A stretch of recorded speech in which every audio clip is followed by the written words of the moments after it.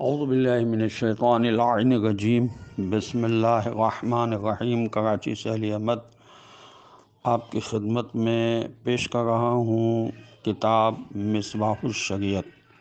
یہ کتاب علامہ ذوالفقار علی زیدی صاحب کی تالیف کردہ ہے، اور اس کتاب میں مختلف موضوعات کو عنوان بنا کر حضرت امام جعفر صادق علیہ السلام کے ارشادات کو جمع کیا گیا ہے۔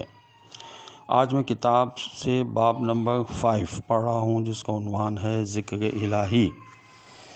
حضرت امام جعفر صادق علیہ السلام نے فرمایا کہ جو شخص اللہ کا ذکر کرنے والا ہوتا ہے وہ حقیقت میں اللہ کا اطاعت گزار بندہ ہوتا ہے، اور جو اللہ کے ذکر سے غافل رہتا ہے وہ نافرمان ہوتا ہے۔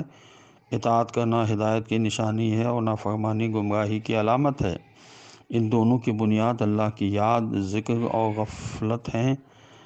پس تم اپنے دل کو زبان کا قبلہ بناؤ کہ وہ دل کے اشارے کے بغیر آگے نہ بڑھے، ہمیشہ عقل کی ہمنوا رہے، ایمان پر راضی رہے، کیونکہ اللہ تعالیٰ تمہارے ظاہر اور باطن کو جاننے والا ہے، بندوں کے ظاہری اعمال کے علاوہ۔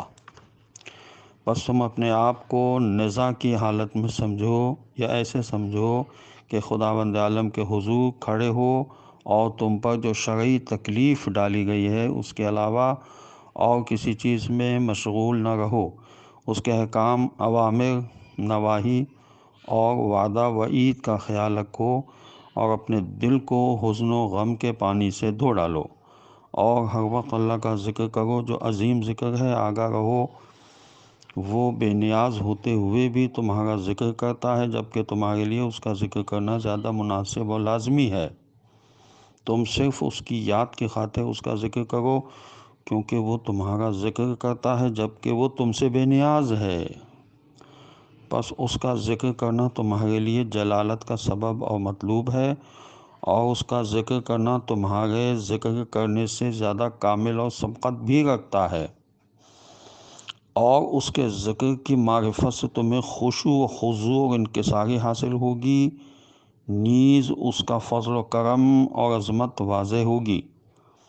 اس کی اطاعت کرتے وقت اپنے آپ کو اس کے سامنے حقیر اور ذلیل سمجھو، تو اس کے عظیم احسانات کی بشارت ہوگی، اور تمہارے دل میں اس کے لیے خلوص پیدا ہوگا، اور اسی مرحلے میں اس کے ازلی فضل و کرم کو دیکھ سکو گے، اور تم اپنی عبادتوں اور اطاعات کو اگرچہ کتنا ہی زیادہ کیوں نہ ہو اس کے فضل و کرم اور احسانات کے مقابل بہت کم محسوس کرو گے۔ اس طرح اس کی عبادت کرنے میں زیادہ خلوص پیدا ہوگا۔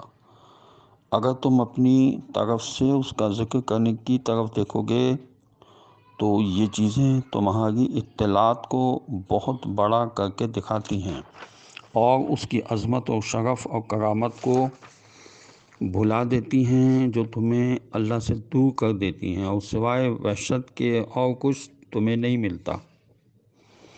ذکر کی دو قسمیں ہیں، ایک وہ جو دل کے موافق و خالص ہو، اور دوسرا سچائی پر مبنی ہو، اور جو اللہ کے غیر کی نفی کرے، جیسا کہ حضور اکرم صلی اللہ علیہ وسلم نے خداوند عالم کے حضور فرمایا کہ میں تیرے ذکر کو گنتا نہیں ہوں، تو ایسا ہی ہے جیسا کہ تو نے اپنی ثنا بیان کی ہے۔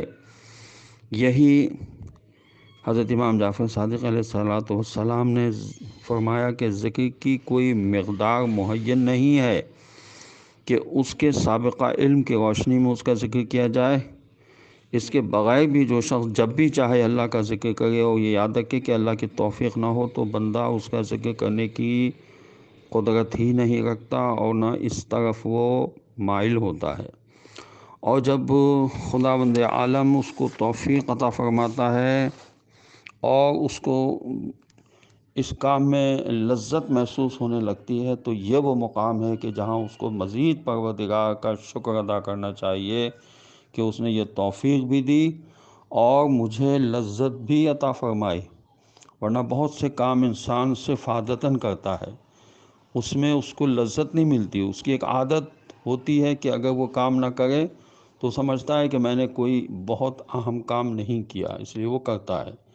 لیکن اس لیے کوئی کام انسان کرے، مثلا نماز اس لیے پڑھے کہ اس کو اس میں لطف ملتا ہے اور اس کا دل خدا کی طرف مائل ہوتا ہے، تو اس نماز کا کیا کہنا۔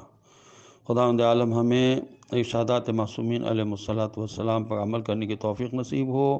السلام علیکم ورحمۃ اللہ وبرکاتہ۔